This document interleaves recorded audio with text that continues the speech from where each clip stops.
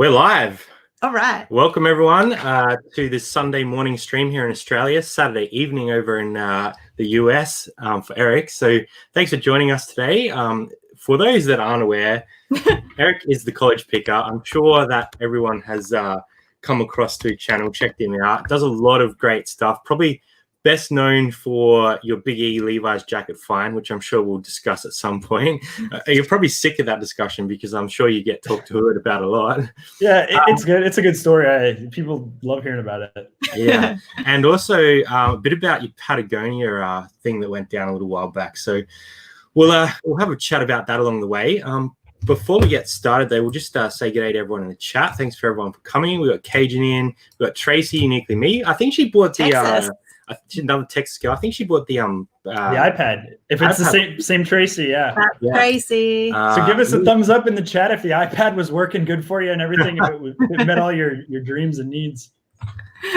Andrew's in. Thanks for coming by. Megan as well. Tracy's dropped a link in. Tim over years in. Marie. The College Picker. Thanks for coming, College Picker. It's good to hear you. Cherie, thanks for coming. A few more in the chat there as well. So thanks everyone for coming along. It's sort of like pretty early on a Sunday, so we're not sure who's going to pop in today, but we really wanted to bring you on and learn a bit more about yourself. So I guess, do you want to introduce yourself a little bit and talk a little bit about your journey, I suppose, into reselling? Sure. My name's Eric. Thanks for having me on, guys, and everyone that's watching from Australia or the US. Appreciate everyone visiting. People know me as the College Picker. I'm not in college anymore. I'm more of like a graduate, and I studied pharmacy, which is not related to reselling at all. Although we are reselling medications and stuff, but the whole secondhand sourcing and everything is completely different. But I don't do it primarily as my lifestyle, as my source of income. I've done it here and there in the past, like contracts, but don't really do it as a traditional like pharmacist sense, like Walgreens or CVS. Or what do you guys have over there? Boots? We don't really have any of those sort of places. We just have like mom and pop pharmacies, Priceline and stuff like that. It's random. Yeah. Oh, really? Well, I would love to visit Australia and see the pharmacy scene over there. I always like comparing take you on a pharmacy tour. But I've been doing resale since I was early in my college days. I think that's why I picked the name The College Picker. Like back in that time, everyone was like a picker name, and I was like, oh, I'm in college, so I'm going to be the College Picker, because everyone's like redneck picker, silver picker, picker this, picker that. So just pick the name.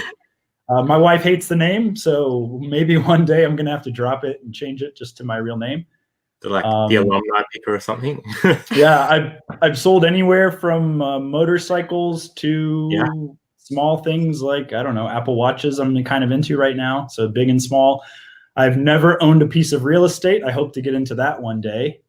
And reselling has changed my life for the better. I feel like most of us have that commonality where you can save money. It's kind of like a life hack, and you can have amazing things.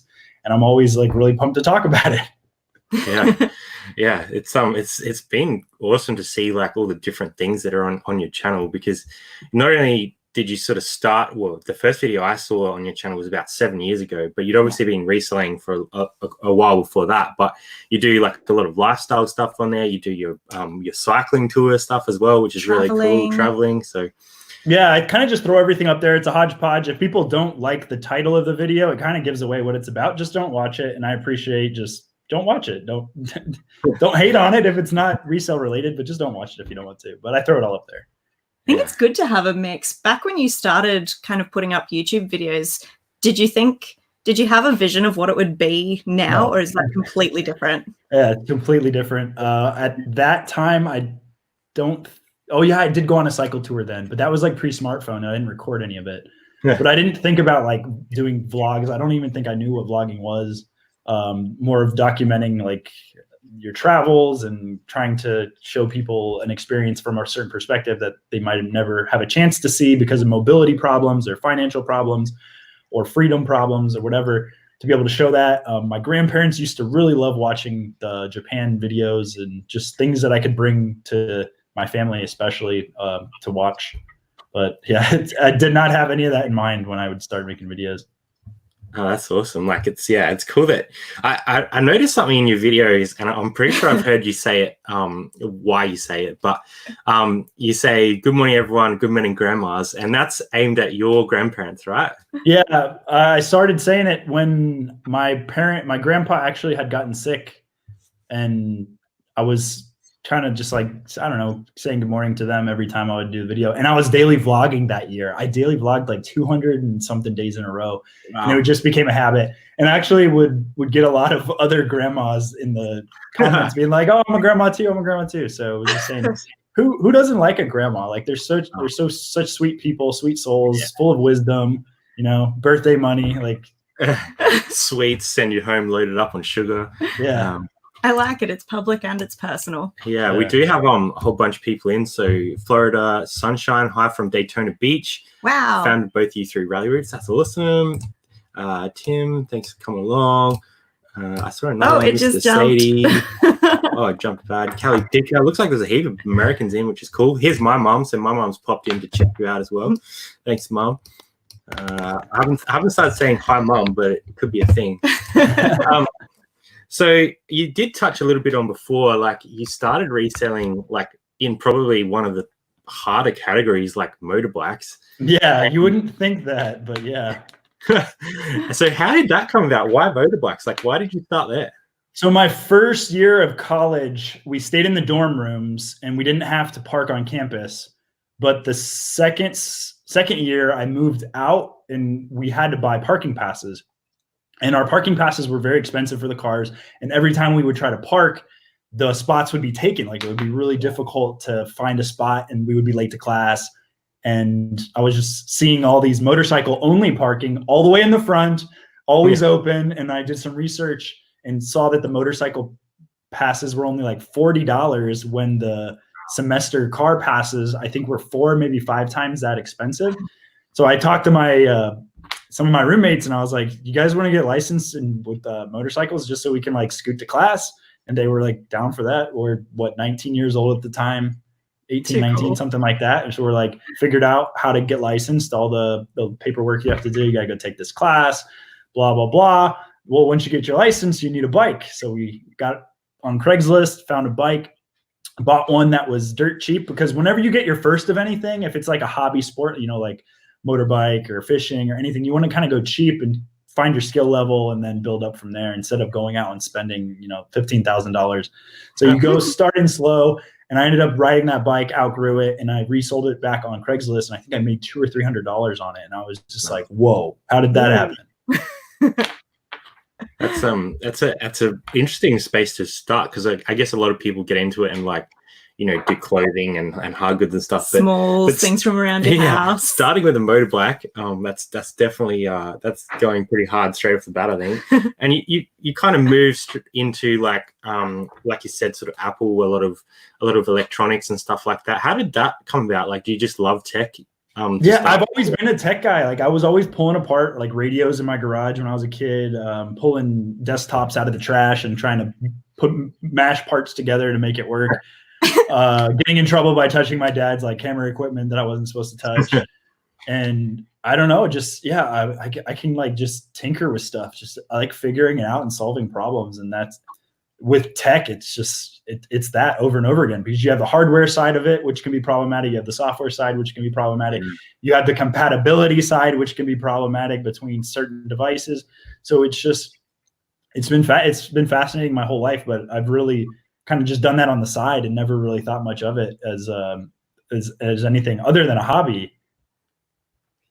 Yeah, it's interesting. Like once you have that knowledge, I suppose it's probably quite an untapped market, because a lot of people think it's too hard, or they just throw the item out, and there can be issues. I saw your Instagram live where you actually had your phone on the table while you were doing a deal.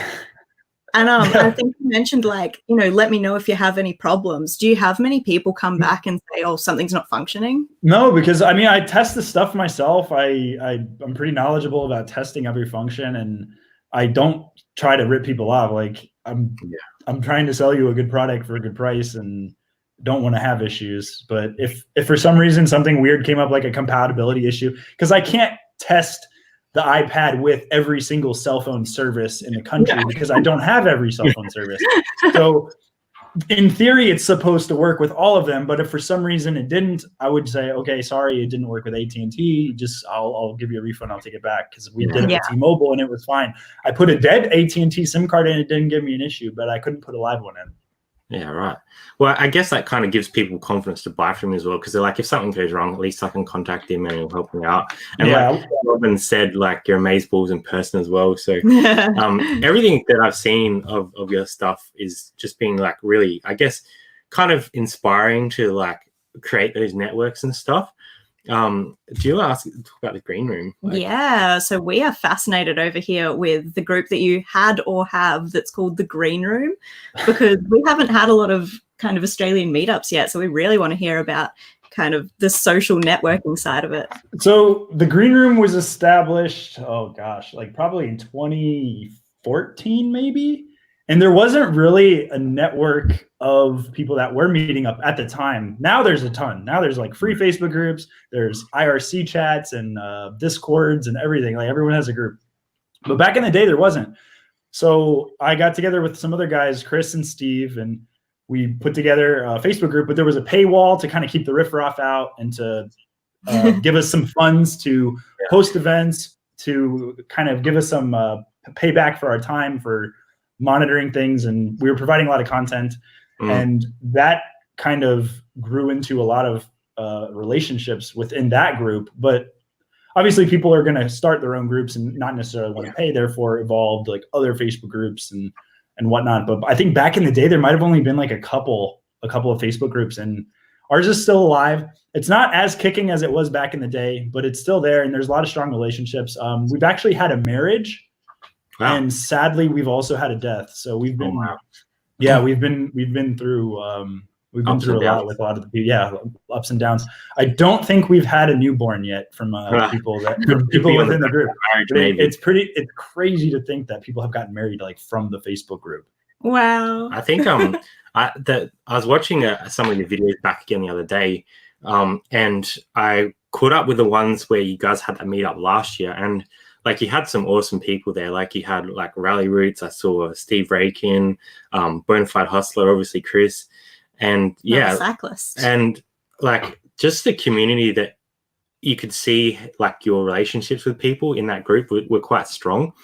And I just really enjoyed watching that. And as Australia, I think, is quite small still in the reselling community, we haven't really developed that sort of like big networking group. Like we have a really strong group, but it'd be really cool for us to develop into that. And I think watching those videos, like you did like a garage sale. I can't remember what you called it, but caravan. Yeah, it was like everyone in line doing it. Yeah, that was rocked up. And like you said, like, you know, that's probably not the best for sourcing, but in terms of networking and learning stuff of other people, it's an incredible thing. And not only that, but you guys were going out to like dinner and playing. Is it like kickball? I think it is. We played kickball. Yeah. It's just really cool to see that. Is that sort of, like you mentioned, that's why you sort of did the green room? Is that why you continue doing those meetups? Are you doing one this year? This year, we might not do one this year. We're not 100% sure. We've done one pretty much every year since 2014. There's been smaller meetups too. And I think Steve does a meetup that's not related to the green room. He just does one on his own up in the Northeast. But everybody does meetups over here. Yeah, because I think the community is a little bit more mature, developed over the last 10 to 15 years. And it's just, I don't know, maybe a higher population, easier to travel. I really don't know. But it will happen, I think, with time. Usually the trend is, if it happened in America, like eventually it kind of does go into Australia too.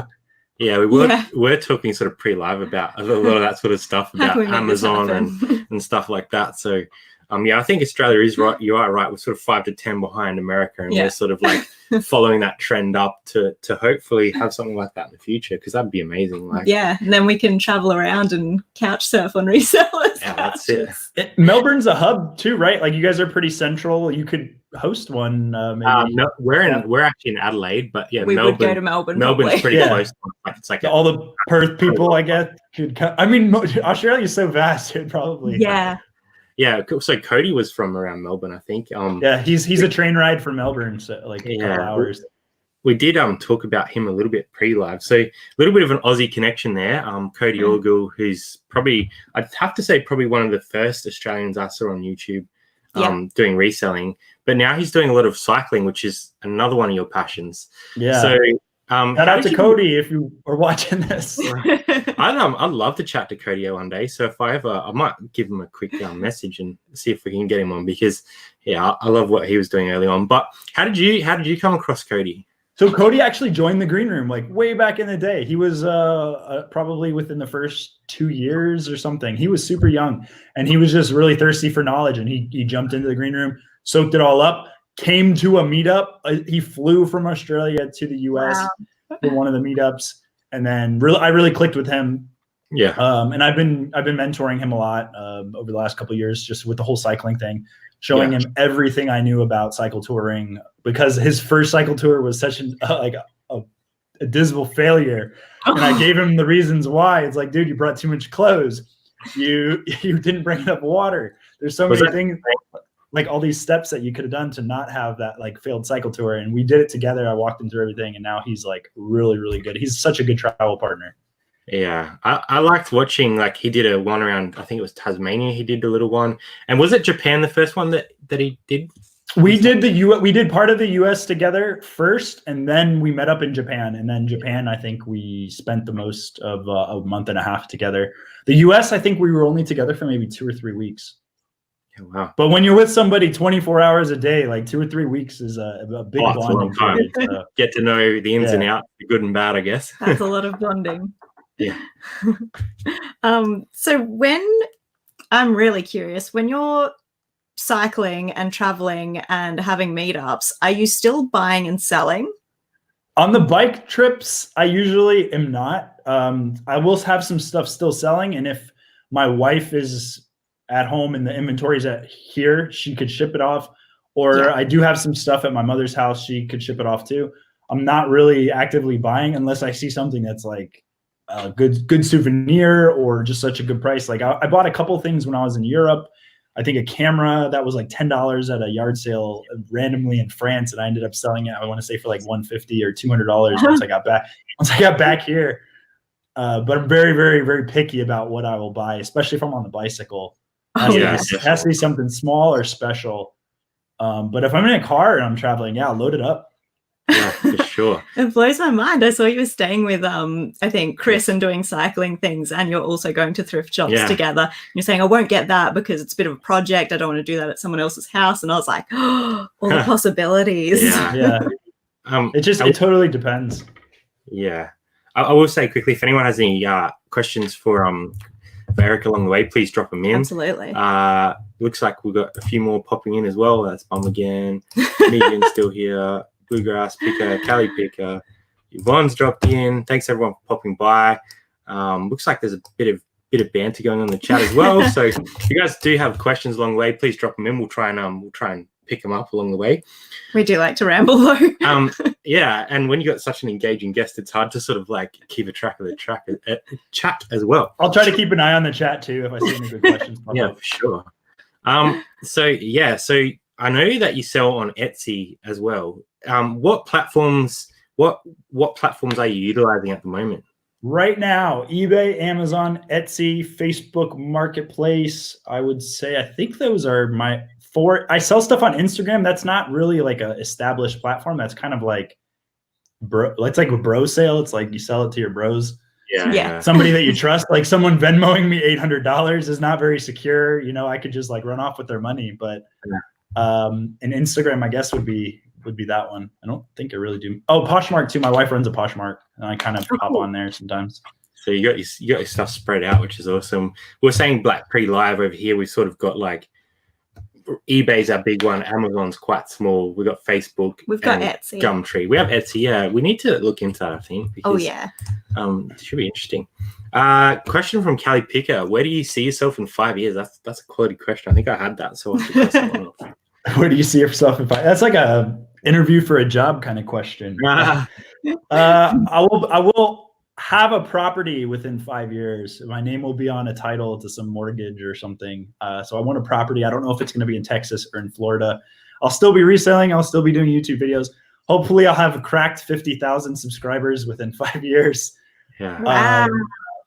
50,000 subscribers on YouTube, 50,000 followers on Instagram within 5 years. I think that's a Send fair estimate. all the Aussies over. Yeah. Yeah. If you guys haven't subbed to College Picker, I have dropped his link in the description. So I'm sure that everyone in Australia has found you, because we're always looking out to the US to pick up on you sort of people. But and you guys have been there kind of since the start of reselling on YouTube in a big way. Yeah, you've been there. You were there like pre a lot of the ones that have come in now. Hey, so how has things evolved over time? Like, what have you seen? What have the changes been since that 7 years ago to now? Oh man, there's been so much banter. There's been cliques that have formed and thumbs down that have been bought against other people. There's been channels that have been run off completely.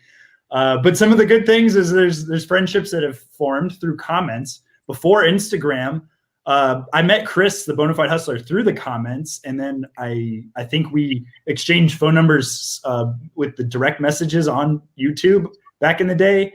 And then I ended up going to Austin to meet him. That was like the first reseller meetup ever. That was in 2012 or 2013 maybe.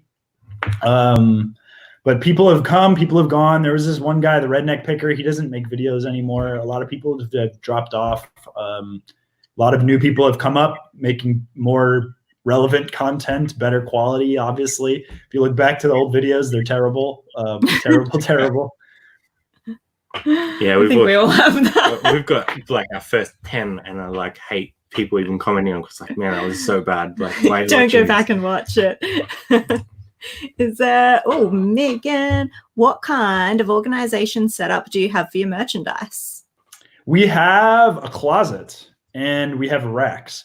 So we don't have, I'm not a high volume seller. Like I have 200, 250 items listed on eBay. I think I have 100 right now on Etsy, and that's nothing needed to be like crazy organized in bins or like a numbering system or anything like that. So we just use racks, clothing racks with just hang stuff, and then just different, I guess, categories like jackets go here, and short sleeve shirts, t-shirts go here, shoes go in this bit drawer or something. So just like kind of in the head and kind of makes sense in the closet. Yeah, absolutely. Do you find you get overwhelmed if you kind of have too much stock or too much of a death pile? Right now, we're in a 1-bedroom, so I'm not overwhelmed. I may have like 10 things at a time. I'm like looking around trying to see, like, I have projects, but those are all like projects that are because of YouTube, because I'm taking forever to like make a YouTube video about a computer. So there's like a project there. But for actually like listing stuff on eBay, I'm probably behind maybe 10 items around the house. And don't really have a huge, because I'm diverting my attention like to so many other places, and content creation as being number one, to where I'm not buying a whole bunch, but something in a thrift store where I could show somebody on Instagram like, hey, this is a good brand, but maybe I'm not going to buy it because it's only going to make like $30 profit. I'm trying to bring my ASP up to like 50 to 100, but it's still a decent brand. If that's your game, I'll take a picture of it rather than buying it and making a video about it. Yeah, no, that's good, because like, yeah, there's all different models that work for different people. So you kind of like, you know, spreading the love, but saying like, I'm not interested in buying this, but you definitely could and still make money. Like, yeah, absolutely. Everyone has their own situation. I'm in a 1-bedroom apartment. It's tiny, so it's not like I have people on Instagram trying to wholesale me stuff. I'm like, I wish I could, but my wife would kill me. I live on a second story. Like carting all that stuff up and down the stairs is a barrier in itself. So I'm very selective about what I've been doing, and I've actually brought my ASP up to about $80, which is great. Wow, I've gotten so picky over the last couple of years, and that's one thing I would say like has changed since like super beginning YouTube videos. Is I was buying a lot of stuff to learn, which is an okay reason to buy it, but it's going to cost you some money. And now I'm really buying to trim the business, to like really like, okay, this is going to be an item that I can sell for $200. That's good. It's tiny. It's going to fit in my apartment. Like Apple Watches, they're small, so it's very dense money. That's looking out for those capital E Levi's jackets. Yeah. If you ever see anything that's big E Levi denim, it's like an automatic. And that's the only rule you really need in your head. And that's the only rule I used at the time. Is like, I remember hearing about it back in the day. I knew it was like vintage denim. Capital E, big E is like pre-1970 whatever. like you got to buy it. And that's the only rule. It took no skill to buy that. It just it was just like a rule I remembered from back in the day. It definitely paid off. We'll talk about that in a sec. But they have started doing new Big E stuff right as well recently. So you do have to sort of keep an eye out for. But that stuff itself is still quality to where if you see it, it's probably going to be worth money because they retailed still for like $300, $350 for the LVC line. So if you're still seeing that at a thrift store and it's like $20, you're gonna jump. It's the retro, but it's the quality denim. It's the same styles that are popular with the vintage stuff, and it still has a market. And that Big E purchase that you picked up, that jacket. So I'm sure most people have heard the story, but you picked it up for $1.50, right? Mm-hmm.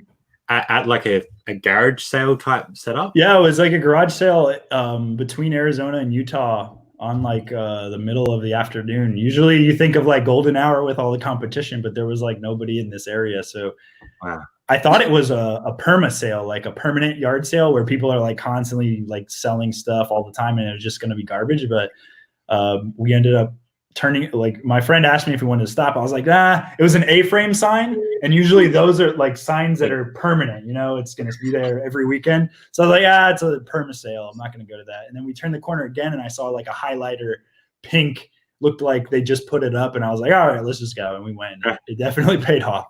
Wow. Because you ended up selling that to Japan for like over $5,000, right?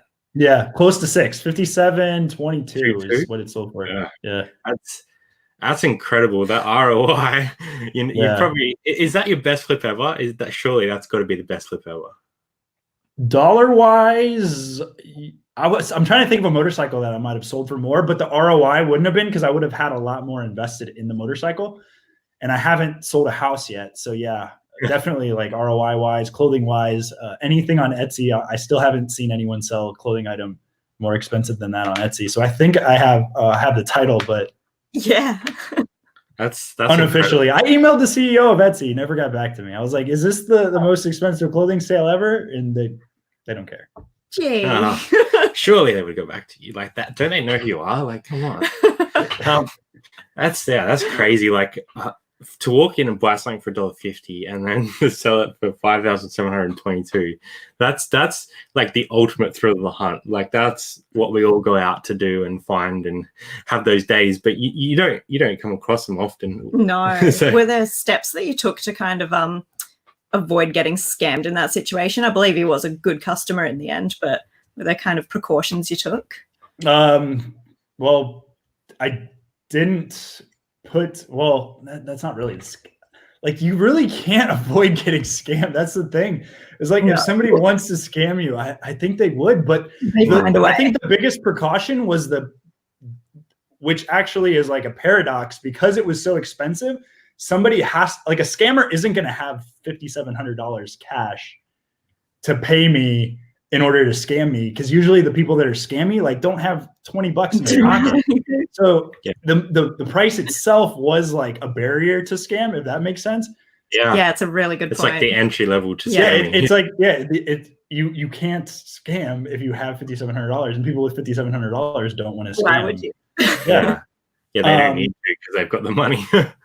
And I don't know. I never really thought I was gonna get scammed. I thought maybe he would want to like return it if it didn't fit right, but I don't know. I did signature confirmation, insurance on it, the fastest USPS shipping, which actually still took, I think, like 2 or 3 months because of customs. Wow. Oh my God. Yeah, you had a heap of issues with that. Yeah, there was a bunch of issues. There ended up being a rule that I never knew existed, that nobody knew existed, that I reached out to and like asked the community for help about exporting things. And in the US, in order to export something over $2,500, you have to fill out a lot more forms and do a lot more paperwork to get it outside the country. And it kept kicking back, but it didn't give me a reason why.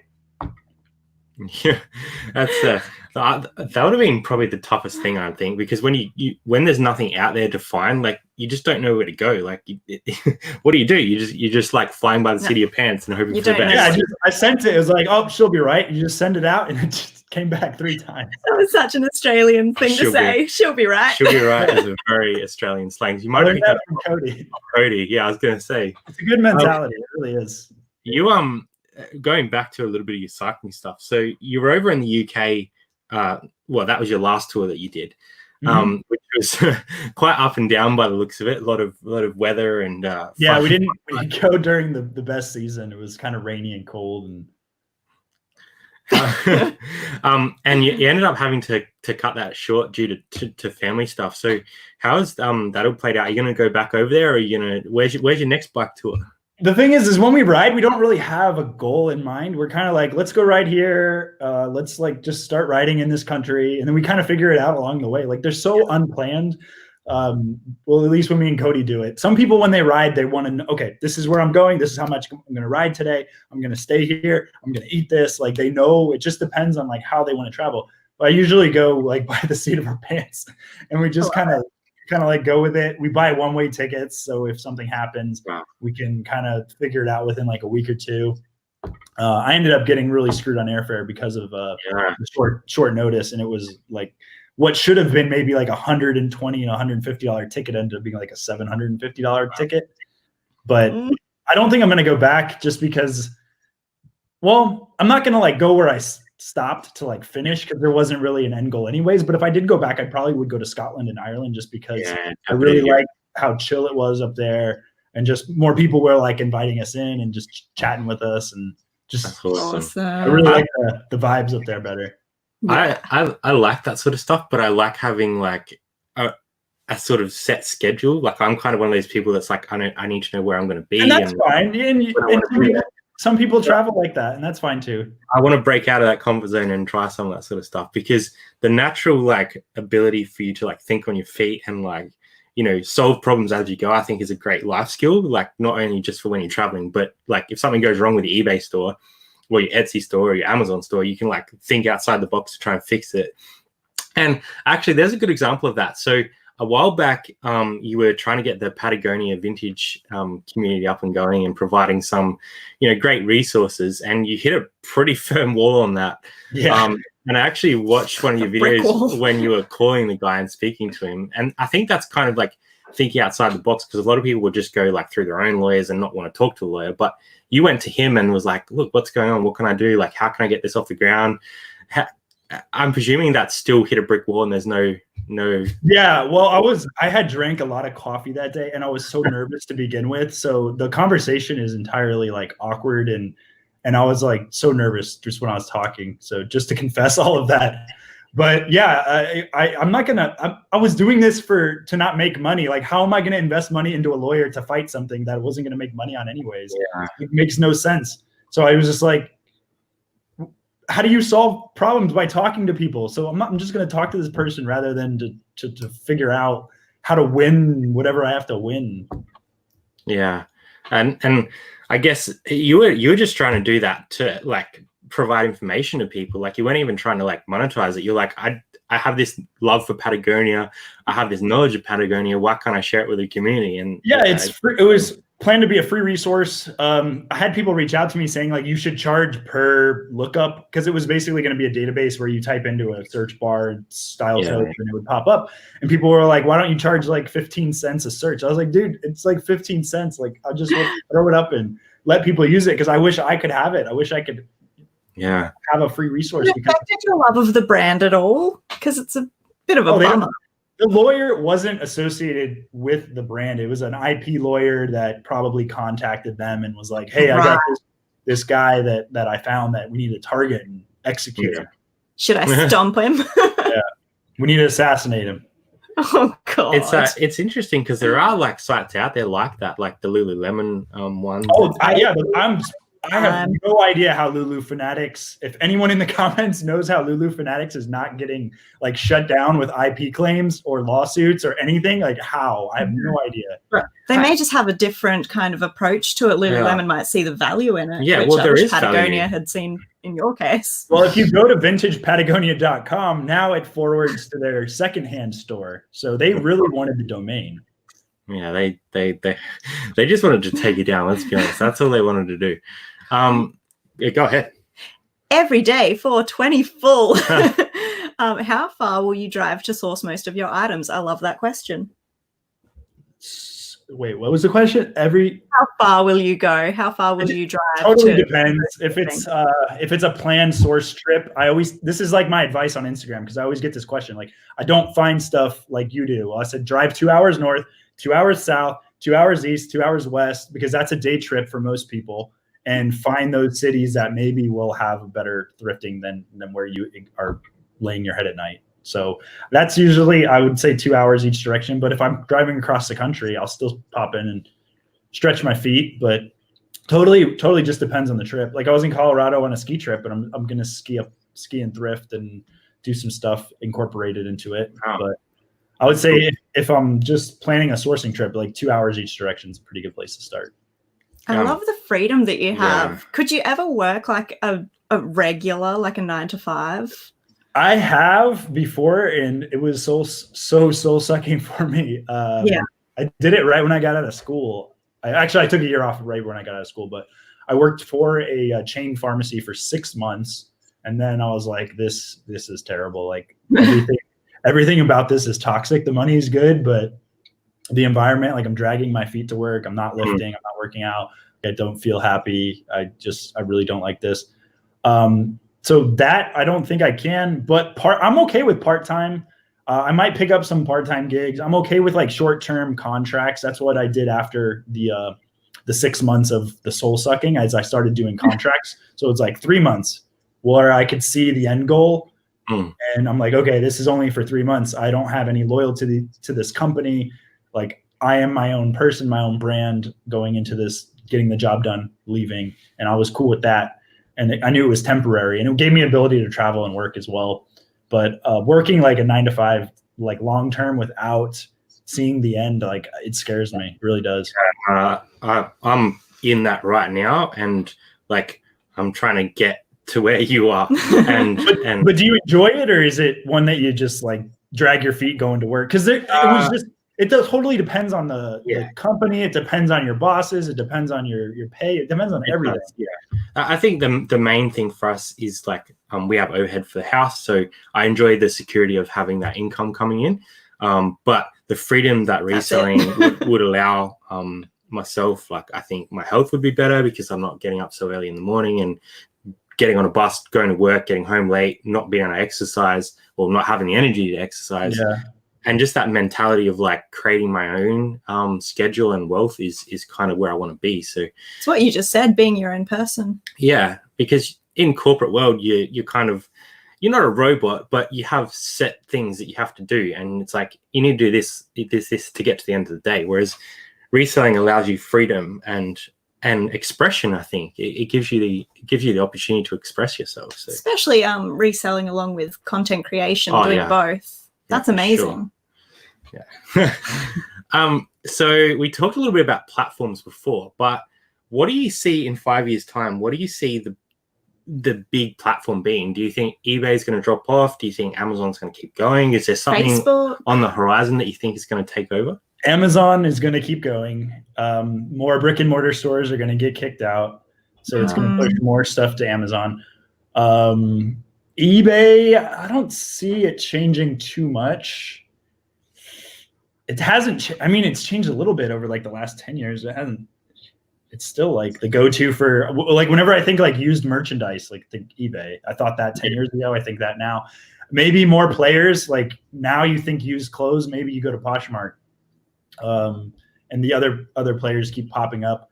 But secondhand stuff is like so popular. So I just see like more and more acceptance of the secondhand market. Eco-conscious, like being a green, sustainable, more, I don't know, I guess business people will come and just buy more. I don't think any of the platforms are really going to go anywhere. Maybe they would acquire each other. That would be kind of cool if like eBay acquired Poshmark or something. But maybe one will buy out another one, or one will merge within the next 5 years. Interesting to see what happens. And I think Facebook Marketplace is going to probably continue to grow. Do you guys have Facebook Marketplace over there? Yeah, we do. Yeah, we do. Yeah. Does it get a lot of traffic? It's pretty widely used. I think it's mostly like, you don't get the higher prices that you do on eBay and stuff like that. It's more of the like local trade type thing. A lot of the feedback we hear is that people don't want to deal with like time wasters, but you seem to be doing it really successfully. Yeah, it totally depends on the market. It's all about the geography. I'm getting higher than eBay prices a lot of the time here, which I've kind of been showcasing on Instagram. It's crazy. Like the prices that I've gotten, some of the stuff is just absolutely blowing my mind. The market and just how people like meeting up on Facebook because it puts a face to the seller. They kind of feel like they can trust you more because you're like a person rather than just like this unknowing eBay. Some people don't trust eBay. They don't know eBay and they would rather just have the same item like same day. So Facebook has that carved out niche for that. This is actually pretty good. Within the next 5 years, Craigslist is like already on its deathbed. It probably will be even more almost dead because Facebook integrating with the Facebook marketplace is kind of like taking the place of Craigslist. And integrating with messages makes the communication between the buyer and the seller like that much more instant. And everyone has Messenger on their phone. Not everyone has the Craigslist app on their phone. And who wants to be like emailing back and forth? So Craigslist, I feel like it's just getting more and more antiquated for a place that sells stuff. Yeah, we have Gumtree over here, which is like Aussie, the same. Gumtree. Yeah, Gumtree. It's the same. I sold my bike on Gumtree in the UK, so I'm sort of familiar. But they do have an app. Yes. Craigslist app is like terrible, and there isn't messaging in the app, and unless something's new that has changed within, I don't know. I don't use Craigslist anymore, but I just see it dying.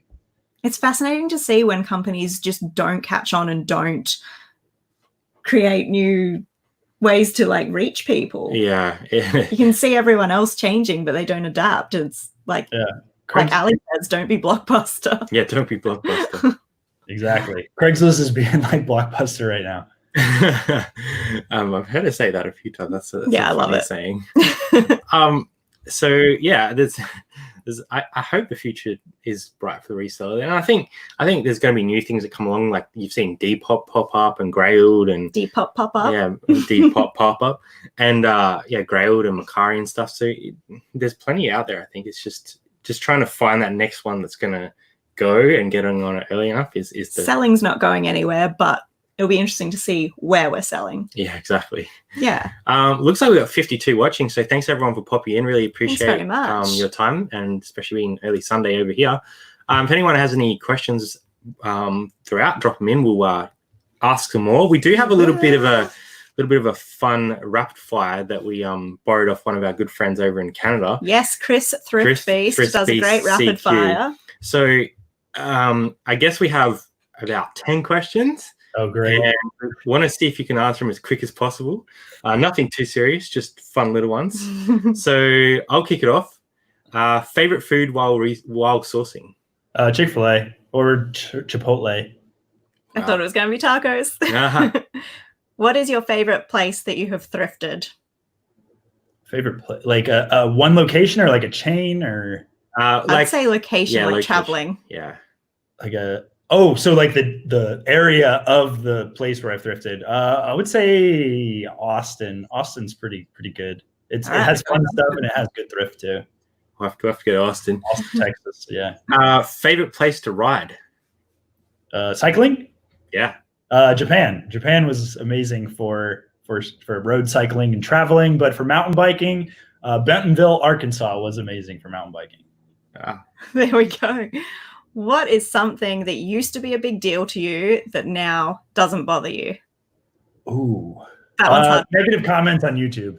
I used to be so bothered by it, but I've totally taken a different approach to it. So awesome answer. Yeah, that's a great answer. I think especially when you're like an up and coming creator or like a young creator, those things like really get to you because you're like, what am I doing wrong? But then you just realize it's just people being people. So why were you mean to me? Biggest dreams. Ooh, biggest dreams. Being able to pay off my mom's house. Oh yeah, that's awesome. That's a great dream, and I'm sure she would be ecstatic if you could do that for her. Yeah, that's goals. Greatest achievement to date. Ooh, that's such a job interview question. Yeah, it is. Greatest achievement. That is a tough one. I would say turning people on to the debt-free lifestyle that maybe never thought of it before. Like people that always had the consumerism debt mindset and now are like shifting into like a wealth mindset rather than I don't know how to explain it, but just like having a personal impact on somebody through Instagram or through YouTube or wherever, where it shifted like a knob in their head where it like changed their mindset a little bit. Yes, I love that. Yeah, that's great. Best thing about reselling, which probably fits in with that last one. Saving money like on the stuff that you're getting, like not having to pay retail, like for anything. Just a life hack. Yeah, never. Yeah, it's amazing. Like when we go out now, we're like, oh, we need one of those. Oh, we can get that online for like 4 times as much, or I can just grab it from the thrift store. Like, yeah, absolutely. Most important question: ice cream or donuts? Oh, I don't really like either. But if I had to choose, it probably would be Voodoo Donuts, the maple bacon. Maple bacon. Whoa. Here we go. Well, what is your favorite food? That like I know we said Chick-fil-A before, but what's sushi's good. Good burritos, good tacos are good. Tacos. I'm such a not picky eater. I can eat pizza all the time. I'm probably gonna eat pizza tonight. My wife is at like a hot pot with her friends, and I'm probably just gonna order a pizza. We had one last night. We did. Pizza. We had a reseller meetup with Thrifty Pixie, which is just turning into a weekly pizza party. Yeah. You guys do have your meetups. It's we have a one thrift party. One thrift party. You guys can play board games. You can't play kickball yet. Yeah. It'd be a very long game of kickball because you just be chasing the ball around. She's got dogs though, so maybe we can get the dogs involved and it'll be fun. We'll do it and we will film it. Worst thing about reselling. Ooh, probably returns. Yeah. Like not even a return, but just not meeting somebody's expectations. Yeah. Even if they got it and they kept it, but their expectations weren't met. I would say that's the worst thing. That's a bummer. What is your go-to music to listen to when you're working? Chill hop, like one of those live streams from YouTube, just like chill hop or chill step. No, It's not really any words. It's just like jazzy, hip hoppy kind of. When you can focus. I heard there was a bit of background music when you're at Chris's house, and you're actually, I think you bought a bike from I don't know where it was, if it was a Goodwill or what, but it had like these really dodgy hand grips on them, and they were like super sticky. The rubber was coming off. Yeah, and there was some pretty cool music playing in the background. But what I was, did he buy the bike?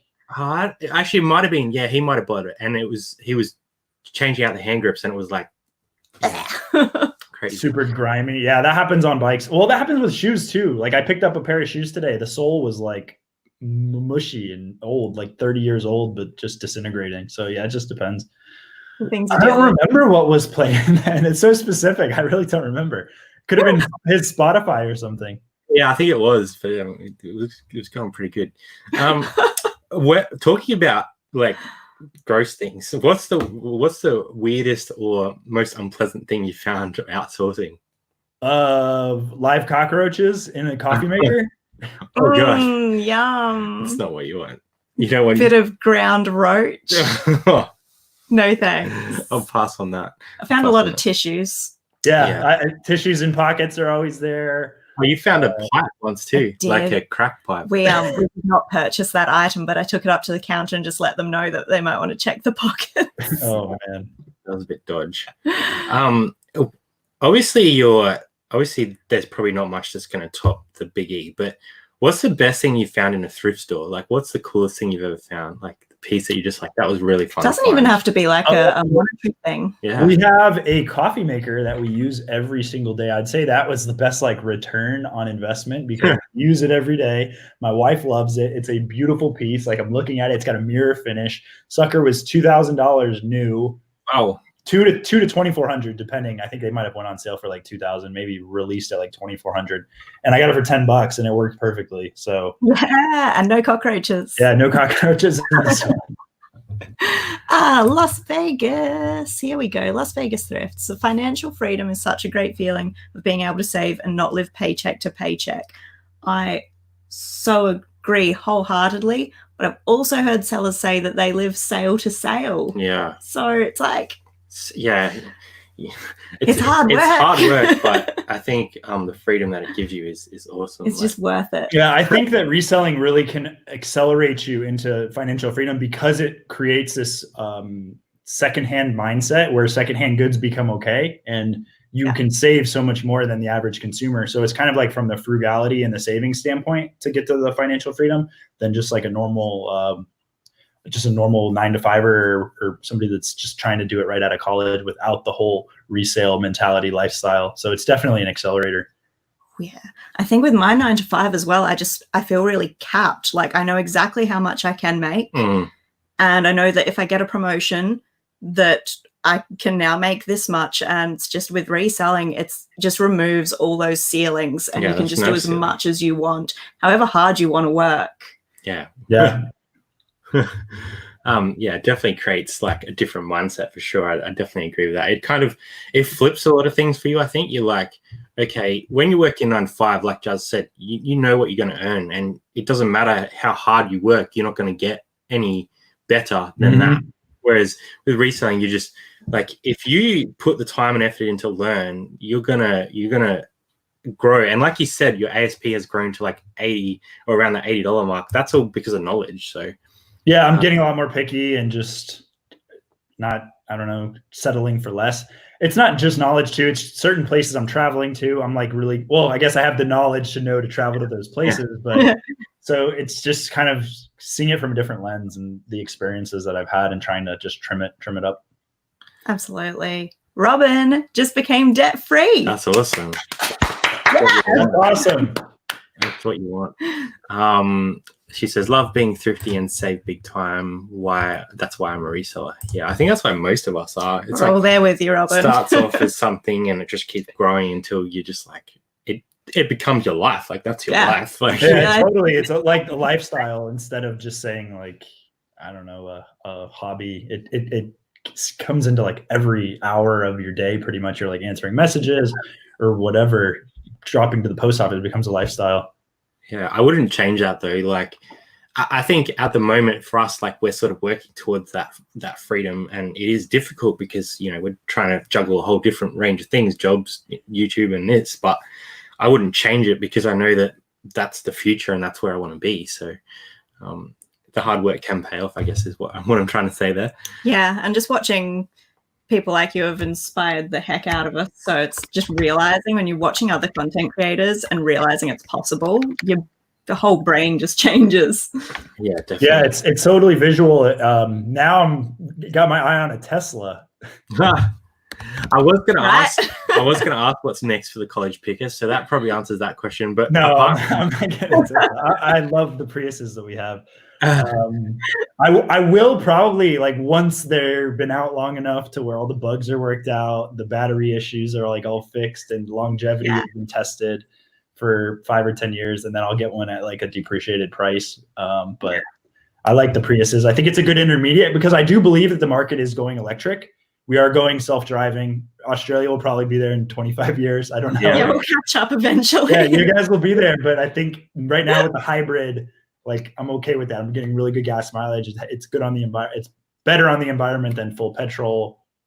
It might not have been if I would have bought it new based off of like the carbon costs of building the batteries and everything. But I think getting it at secondhand is pretty good. And then I'm just waiting for, I guess, the whole electric thing to kind of come down in price because they're all pretty pricey right now. And then I'll want to get one of those for sure.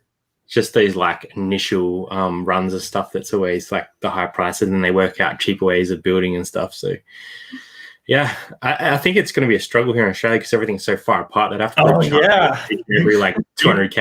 The land of plenty roads without any services in between. Yeah. That infrastructure might take a lot longer than 25 years. I don't know. If you're going like across the WA, have you ever been into Australia already? I haven't. It's on my bucket list to come visit, and just haven't yet. I probably want to do a bike tour there one day. Yeah, well, hit us up. I just got into a bit of bike riding actually, and by bike riding I mean on a trainer in my house. But I bought one of those Wahoo Kicker cores and riding on Zwift and stuff. So I might get into it, and if you ever come over, I'll come for a short ride with you. It won't be come for a day or two, get some wild bush camping and in the bush. Love it.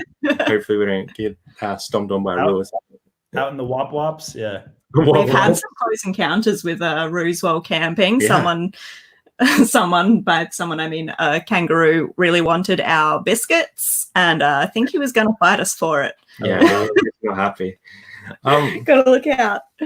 What going back to your hobbies and cycling and stuff, what has been one moment while you've been cycling that you just remember, like it's just that moment in time that you just like pivotal. Go back to all the time? There was one when I was in the US tour with one of my friends that I actually don't, there are some videos of us. It was in a US tour before me and Cody, and it was late at night. We were actually night riding, and I was either so exhausted or just so out of reality, I guess. I don't know. So dehydrated to where like my perspective of a fog and just the lighting and everything.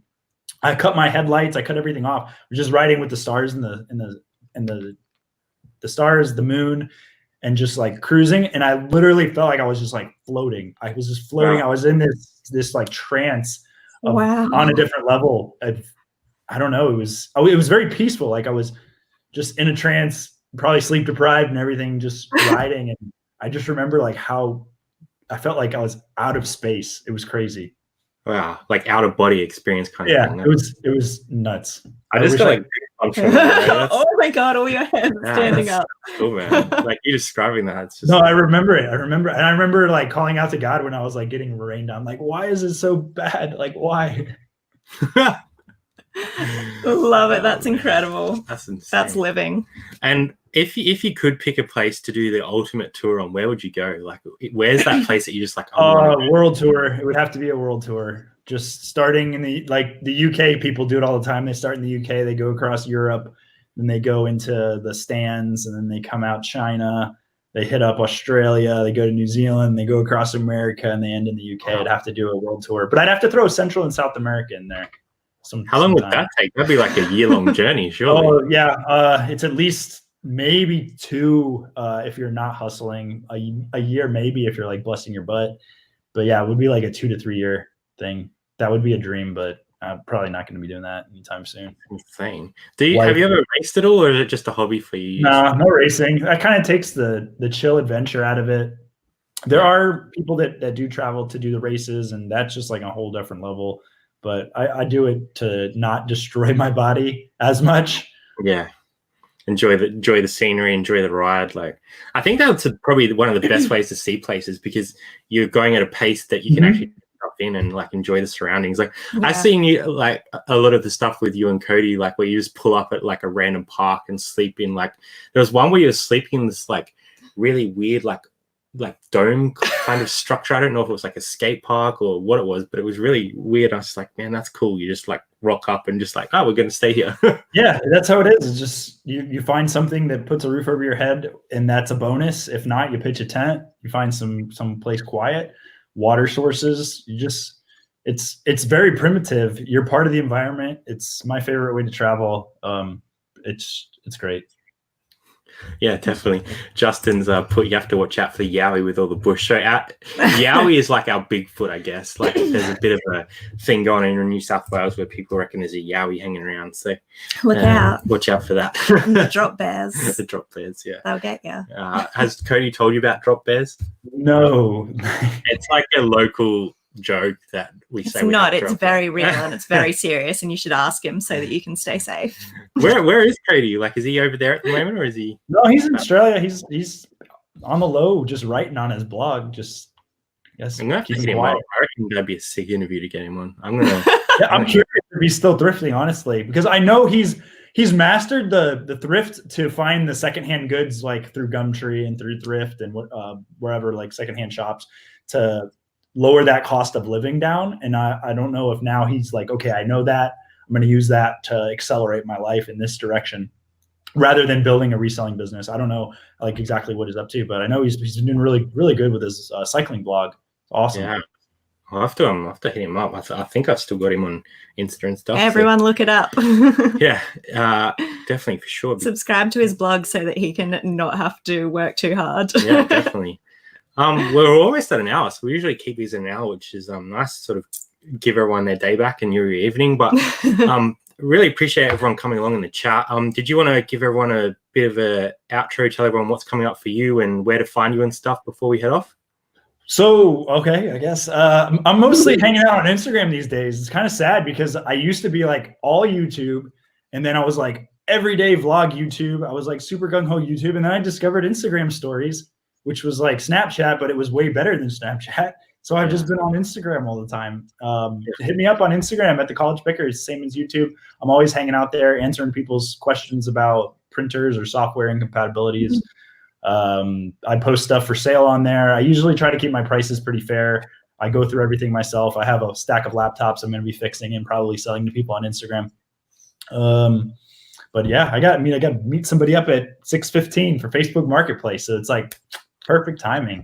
Appreciate everyone in the chat and you guys having me on. This is awesome.